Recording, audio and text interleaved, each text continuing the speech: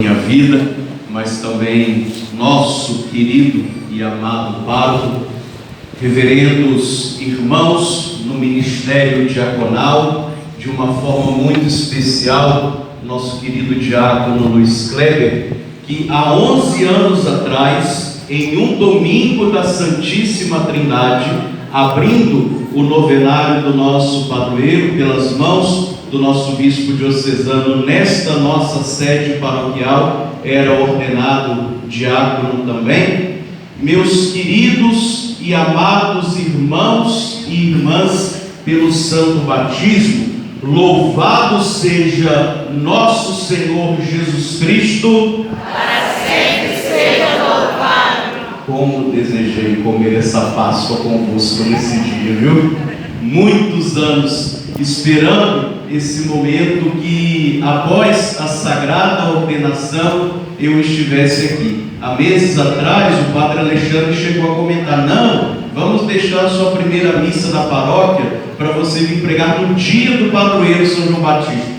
Mas haja esse talão para controlar a ansiedade, para suportar até o final da novena para poder estar aqui, né? Então, agradeço ao Padre Alexandre por ter deixado com que eu estivesse aqui nessa noite com esta pobre e humilde pregação para abrir a festa do nosso padroeiro São João Batista. Amados irmãos e irmãs, estamos hoje celebrando a solenidade da Santíssima Trindade, este único Deus, distribuído ali em três pessoas: a pessoa do Pai, do Filho e do Espírito Santo, três pessoas distintas que em perfeita unidade de natureza formam um único Deus.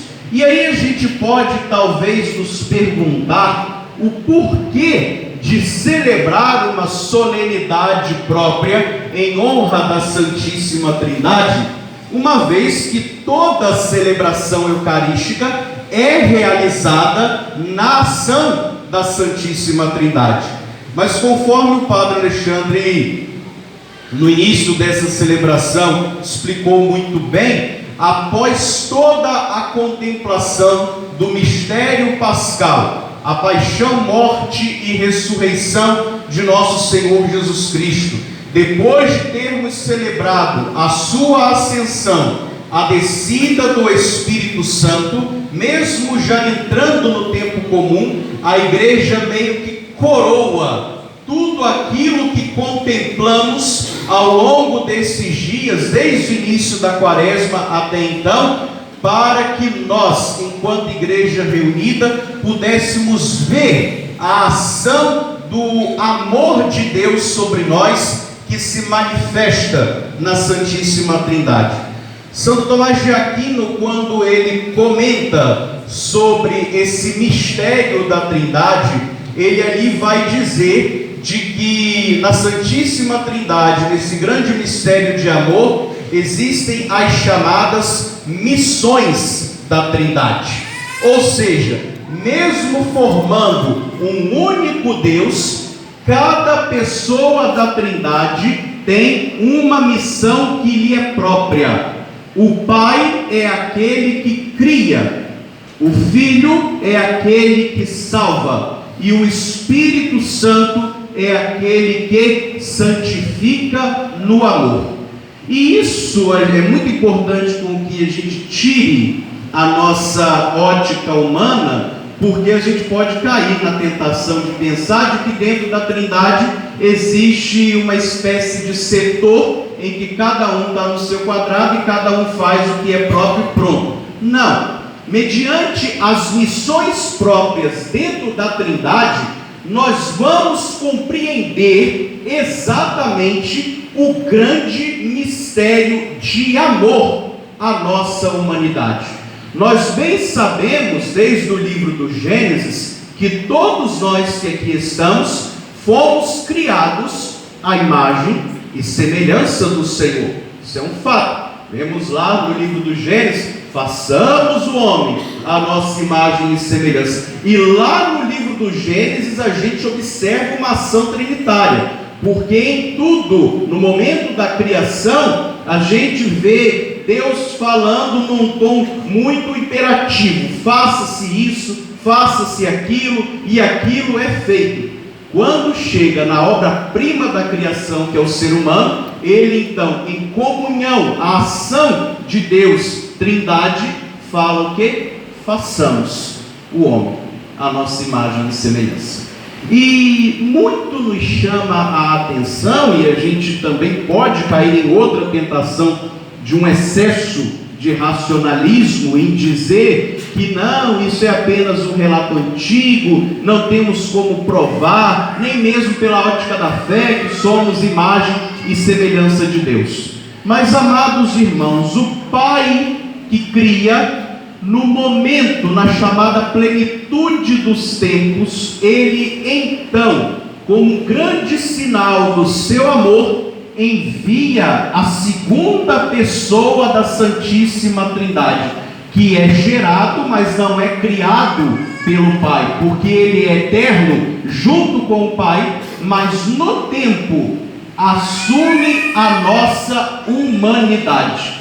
E aí a gente pode compreender como que Deus, sendo tão perfeito, assumiria uma natureza que fosse radicalmente contrária àquilo que ele é por essência. Se Jesus Cristo, se a segunda pessoa da Trindade assume a nossa humanidade, sem dúvida nenhuma, é porque esta humanidade participa, claro que de forma semelhante àquilo que Deus é por pura essência. E aí a gente vai ver um grande ato do amor do Senhor por nós, porque ele, sendo Deus perfeito, se rebaixa, porque sair do reino dos céus para assumir a nossa humanidade em vista da nossa ressurreição é um rebaixamento, é um aniquilamento, ou seja, ele se faz pequeno para que em seu rebaixamento todos nós, toda a humanidade pudesse ser elevada à participação da natureza divina por meio da graça de Deus. E onde que temos essa certeza?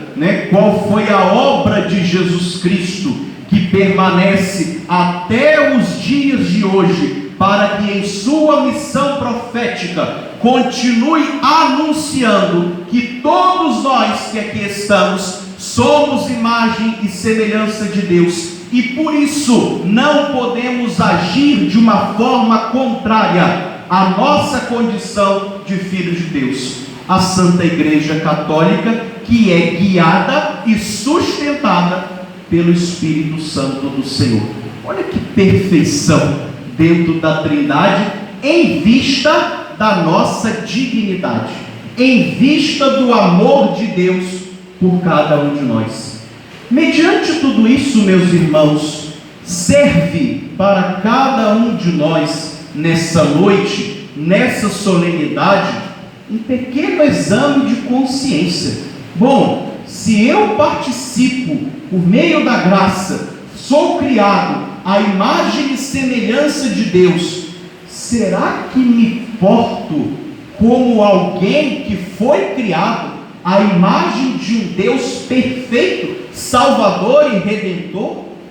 Hoje, ao celebrar o Santo Batismo, me recordava do grande ensinamento do Concílio Vaticano II, que vai dizer que a maior dignidade do ser humano é olhar para o céu e chamar Deus de Pai. É sermos filhos de Deus por meio do Santo Batismo.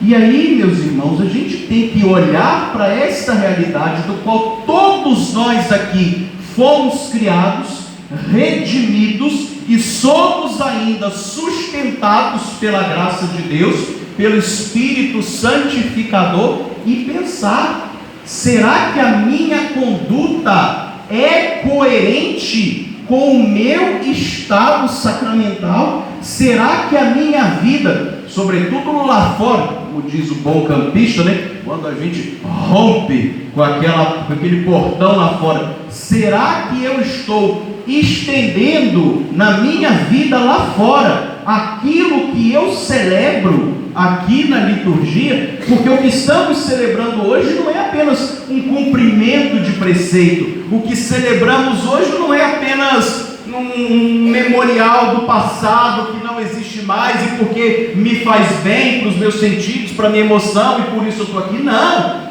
celebramos isso aqui no altar para que isso possa se continuar na nossa vida cotidiana, porque somos templos vivos de Deus, um Deus que é Trindade. Daqui a pouco iremos comungar o corpo do Senhor, sustentados pelo Espírito Santo, criados por Deus. Por isso que nós precisamos hoje pedir a Deus esta graça de sermos fiéis ao estado do batismo que um dia recebemos.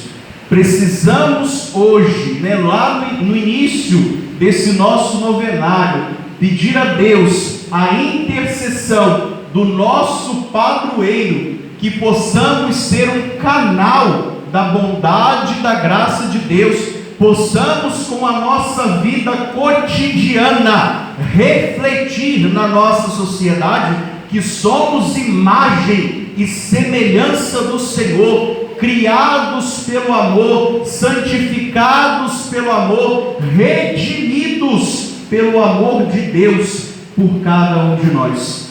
Por isso, irmãos e irmãs, um dos grandes mistérios também da Trindade, que Santo Agostinho já agora comenta, é celebrar também a unidade perfeita.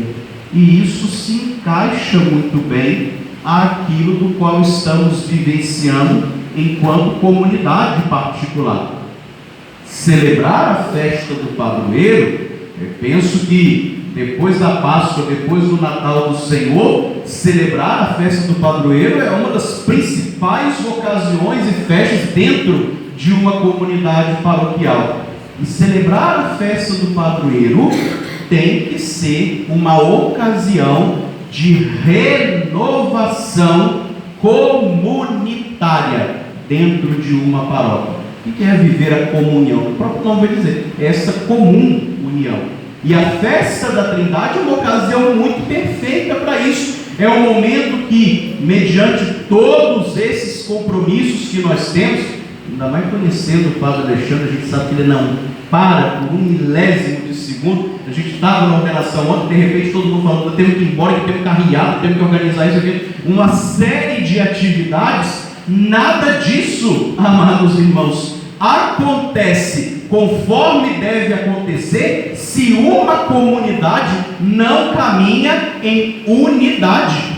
Nenhuma festa do padroeiro é capaz de ser frutuosa se todos nós, em nossa diversidade, quantas pessoas tem essa igreja hoje, cada um de um jeito, cada um com espiritualidade própria, cada pastoral próprio, se nós não caminharmos em plena unidade, refletindo em nossa paróquia o que celebramos hoje, na unidade da Trindade de Deus, festa nenhuma vai ter o efeito espiritual que deve produzir. Muito mais, claro que a quadrilha é muito importante, a confraternização é muito importante, todas essas atividades promovem a nossa convivência. Mas a principal unidade da festa do padroeiro é quando chega lá o dia 25 de junho e todos nós podemos dizer: a nossa festa foi um sucesso, porque conversões aconteceram,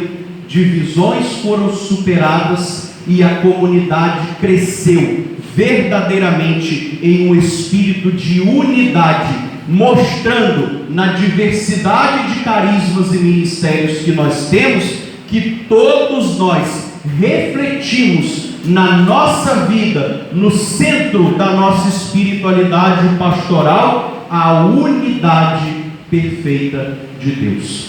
Que São João Batista, o nosso glorioso padroeiro, o maior dos profetas, possa então interceder por cada um de nós, abrindo este novenário, para que, como ele, possamos ser verdadeiramente profetas na sociedade do qual nós vivemos. Louvado seja nosso Senhor Jesus Cristo.